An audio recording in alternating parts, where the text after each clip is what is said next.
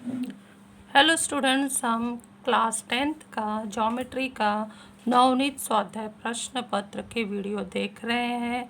आज हम नवनीत स्वाध्याय प्रश्न पत्र ज्योमेट्री का आखिरी प्रश्न पत्र 5वें का क्वेश्चन और आंसर पूरा देखने वाले हैं। इसके आधार पर ये अच्छे से आप लिखिए, समझिए और समझ के अच्छे से बोर्ड एग्ज़ाम में लिखिए ताकि आपको अच्छे नंबर ज्योमेट्री में मिल सके।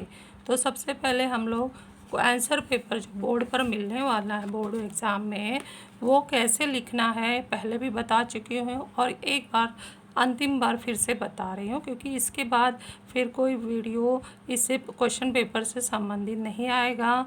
तो इसी से समझकर आप लोगों को अपना आंसर पेपर बोर्ड में लिखना है। तो वो ये तो डुप्लीकेट कॉपी है, इसी के जैसा ही आपको बोर्ड एग्ज़ाम में भी आंसर पेपर मिलेगा। हॉल टिकट लेकर आपको सेंटर नंबर पर सीट नंबर इन वर्ड्स लिखना है, साइन करना है और ये साइन की जगह छोड़ देना है। या क्वेश्चन पेपर सेट जो मिलता है यहाँ और यहाँ दोनों जगह लिखना है। सब्जेक्ट में मैथ डालना है, सब्जेक्ट में मैथ ज्योमेट्री नहीं डालना है, मैथ डालना है। पेपर नंबर 2 मैथ का पेपर नंबर 2 है ज्योमेट्री, वो 2 यहाँ डालना है और डेट जिस दिन ज्योमेट्री का पेपर है वह डेट डालना है। और लैंग्वेज ऑफ आंसर हिंदी लिखना है, क्योंकि आप लोग हिंदी मीडियम के स्टूडेंट हो। इसके बाद ये जो हम जानते हैं कि ये आधा घंटा पहले हमें आंसर पेपर हाथ में मिलता है और जब 20 मिनट बीत जाता है और 10 मिनट रह जाते हैं आधा घंटा में, तब क्वेश्चन पेपर मिलता है।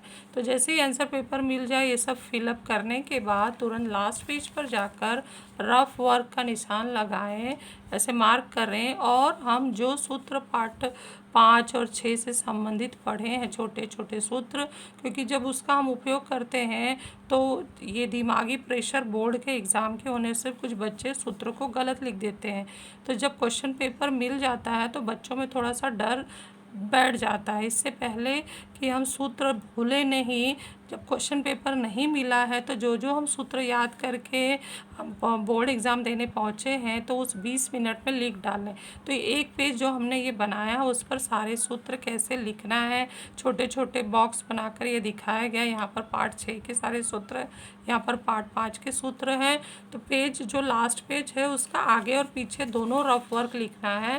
तो ये रफ कार्य का एक भाग यहाँ भी है जहाँ पर हमने इस ट्रिग्नोमेट्री का सारणी भी बना लिया और जो ये नीचे खाली जगह है यहाँ पर गुणा भाग करने के लिए छोड़ दिया है। तो इसके बाद हम प्रश्न पत्र 5 देखते हैं। यह है नवनीत स्वाध्याय प्रश्न पत्र 5 का MCQ क्वेश्चन। इसका प्रश्न उत्तर समझा के लिखा गया है, तो आप लोग अच्छे से समझ के इसका स्क्रीनशॉट ले लीजिए और लिखना शुरू कर दीजिए। कोई डाउट हो तो ज़रूर पूछें। Second page.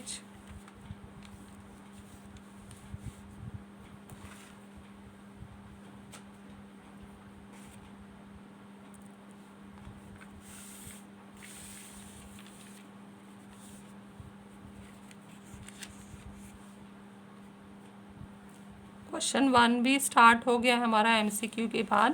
पहले पेज पर हमारा MCQ था, उसके बाद क्वेश्चन 1B का 1 मार्क का क्वेश्चन स्टार्ट हुआ है, जो यहाँ पर क्वेश्चन 1B का ये चौथा क्वेश्चन है। इसके पहले वाले पेज पर हमने 3 प्रश्न देख लिए हैं। इसके बाद शुरू हो रहा है क्वेश्चन 2A कृति युक्त प्रश्न है।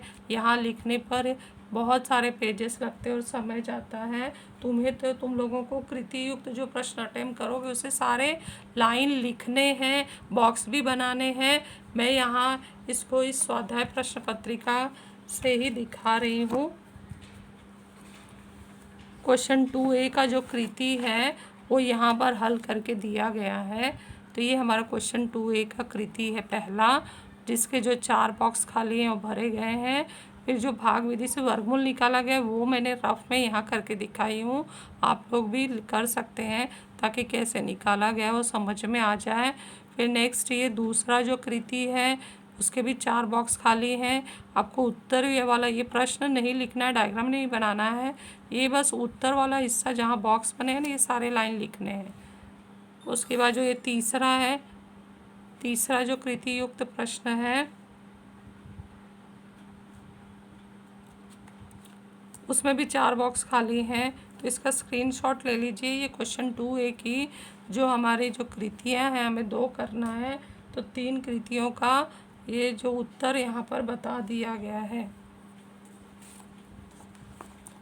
नेक्स्ट हम चलते हैं क्वेश्चन 2B।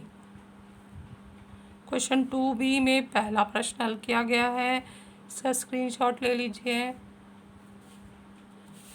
फिर ये दूसरा प्रश्न की आकृति है, दूसरा प्रश्न इसके पहले वाले पेज पे लिखा है, तो प्रश्न भी लिखिए, अच्छे से समझिए।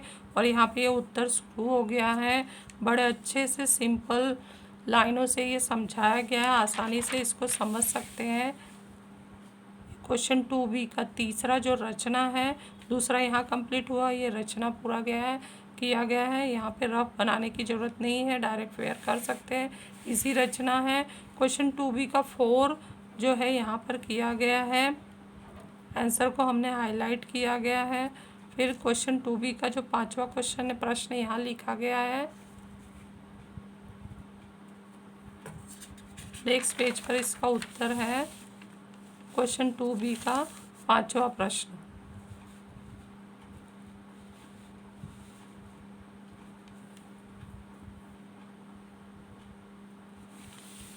क्वेश्चन 3A जो 3 मार्क के लिए होता है, कृति युक्त प्रश्न है। तो जैसा मैं बताई कि 2 कृति युक्त हैं, दोनों कृति हल करना है। तुम्हें नोटबुक में एग्ज़ाम में कोई एक करना है, कृति के सारे प्रश्नों को लिखना भी है। जो प्रश्न लिखने के बाद, प्रश्न जो नंबर डालने के बाद जो उत्तर के लाइन है वो आपको कंप्लीट करने हैं। तो यहाँ पर ये क्वेश्चन 3A का जो कृति है, हमें 2 कृति दिया गया है। ये पहली कृति है जिसमें 1 2 3 4 5 6 बॉक्स खाली है। राइट होने पर हर बॉक्स पे आधा नंबर मिलेगा और इस तरह से हमें 3 मार्क्स मिल सकते हैं। ये दूसरी कृति का प्रश्न है, तो ये इसका आप स्क्रीनशॉट ले लीजिए। फिर नेक्स्ट पेज पे जाते हैं जहाँ पर इसका उत्तर लिखा गया है। तो ये उत्तर वाला लाइन आप लोगों को अपने पेपर में लिखना है। जब एग्ज़ाम देने बैठेंगे तो यहाँ से पूरा ये उत्तर का लाइन लिखना है, जिसमें 1 2 3 4 5 6 बॉक्स खाली हैं।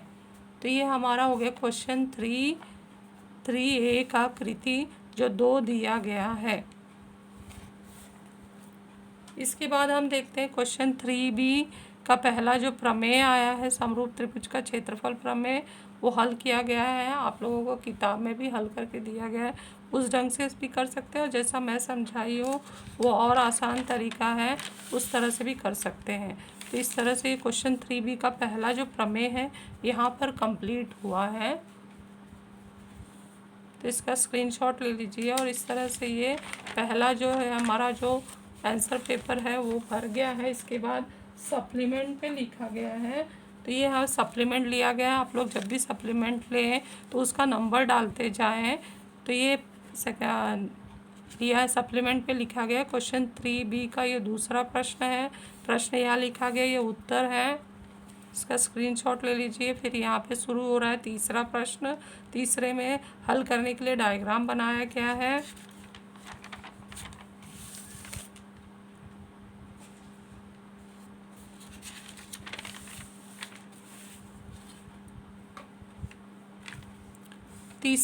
क्वेश्चन 3B का जो तीसरा प्रश्न है उसका उत्तर यहाँ पूरा हल किया गया है और कंप्लीट इस पेज पर हुआ है। क्वेश्चन 3B का जो तीसरा है। फिर चौथा यहाँ प्रश्न है, डायग्राम के साथ दिया गया था, वो बनाया गया है। तुम लोगों को ये सब नहीं लिखना है, सीधे उत्तर स्टार्ट कर देना है। तो क्वेश्चन 3B का चौथा, यहाँ थोड़ा उत्तर है, उसके बाद नेक्स्ट पेज पर है।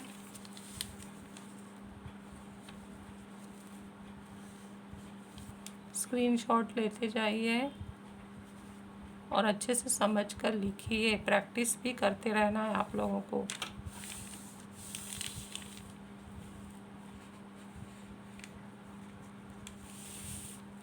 क्वेश्चन 3B का चौथा इस पेज पर पूरा हुआ है और बोर्ड एग्ज़ाम में ये हम नए प्रश्न पर अब जा रहे हैं। क्वेश्चन 3A 3B पूरा हो गया है, तो वो नए पेज पे जा रहे हैं। तो जो भी पेज बचा है थोड़ा बचा है, ज़्यादा बचा है, उसको पेंसिल से कट कर दीजिए और नया प्रश्न नए पेज से शुरू करिए।